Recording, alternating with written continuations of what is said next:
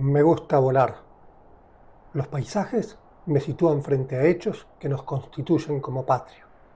Volando, rememoro historias como la de Francisca Elena Correa, que aconteció en la última frontera de nuestro mundo indígena, entre Costa del Arroyo Malo, Corral de Sopas, Cerro del Lenguazo, Itacabó, Cueva del Tigre, en Puntas del Salsipuedes, Tacuarembó. Nadie es la patria, pero todos lo somos, expresó Borges en su oda por el sequicentenario. La dictadura ensució el nuestro, buscando promocionarse con su año de la orientalidad. Ahora es tiempo de bicentenario. ¿Nos apropiamos o dejamos que transite hacia la irrelevancia, hacia la decreciente adhesión juvenil? Hace 2 siglos nadie fue la patria, pero todos lo fueron. Para mí, unos más que otros, menos los Rivera, los Oribe, los Lavalleja, más quienes se consagraron a la medicina, la educación o la libertad de los oprimidos, más aquella gente común que hizo cosas extraordinarias, como Francisca Elena Correa. No conocemos su retrato. En abril de 1800 ella tenía 40 años y vivía en la costa del Arroyo Malo, actual departamento de Tacuarembó. Hubo un malón. Los charrúas debieron aguardar escondidos en el monte para dar el golpe en el momento preciso. Su hija de 7 años fue herida y hecha prisionera. Francisca Elena se entregó a los atacantes para no abandonarla. Eligió un destino terrible, el que también padecieron miles de cautivas indígenas sobre las que apenas hay documentación.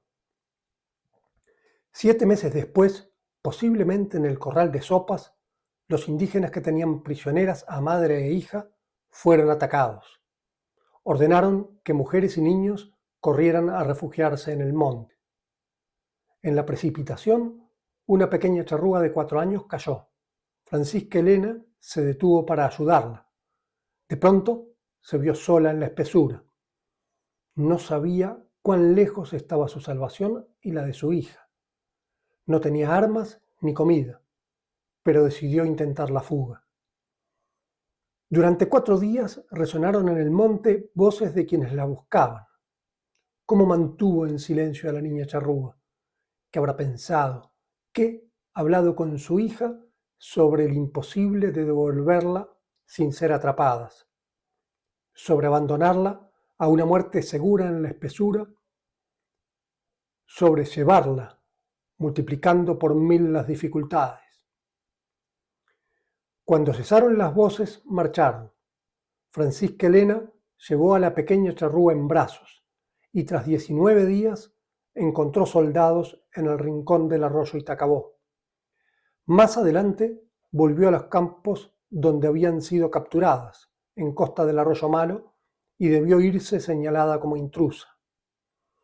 De manos de Artigas, entonces oficial de Blandengues, en 1809 recibió una suerte de estancia que lindaba con el Cerro del Lenguazo, en el peligroso límite de los campos desiertos.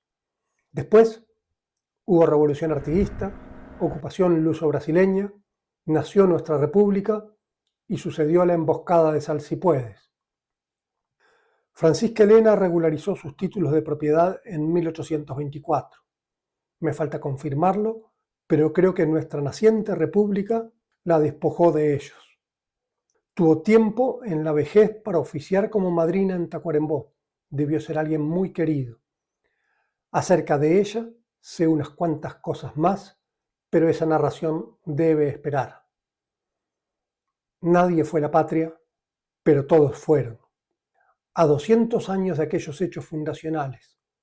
En la escuela, para nuestros niños, los Rivera, los Oribe, los Lavalleja o la Francisca Elena Correa.